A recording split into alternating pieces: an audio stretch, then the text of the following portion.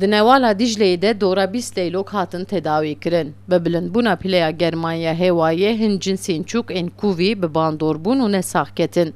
Ji ber wî navenda rehabilitasyon û rizgarkirina ajalên Covid a zanîngeha Dicleyê wan çûkan tedawî dike. Pispor amaca pê dikin ku riya leyloka ji Newala Dicleyê derbas dibe. Dema koçberiyê de li vê derê radiwestin lê ji ber germaniya hêwayê hinekên wan ji hel dikevin. Ew jî li vê navendê wana tedawî dikin.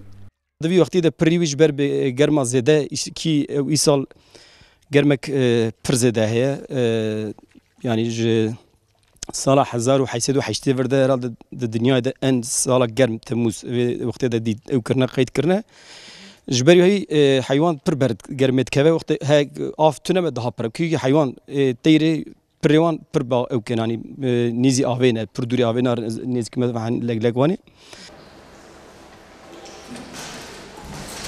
Pisporên biyolog dibêjin li navendê cinsên din ên çûkan jî hene. Wekî kund, teyrêbaz, bûm, kevok, leylok û her wekî din jî tên tedawî kirin.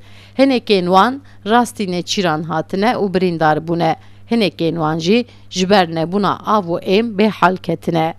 Hek nexweşiyê mesela bêjin hinek işte mesela wextê têr taqat dayîne me bêbiye seyid mesela nigê xwe şikandiye baskevê şikandiye tên tedavî dikin hek îmkan hebe baş dibe yani tedaviya wê hebe îmkan hebe tune be işte vitamin ilacı vez antibiyotik mesela têra heya ku karibe xwe bifirîne dîsa ku dewam bike lê mêze dikin xwarina wê ilacê wê xoca me veterîner lê mêze dikin ku têra xwe mêze dikin ku kare bifire kare bi serê xwe lê îdare bike wan doğa qorma wan dişîne cê nîzî avê mesela beraj be işte gol be çem be li wan dera dîsa berdidin.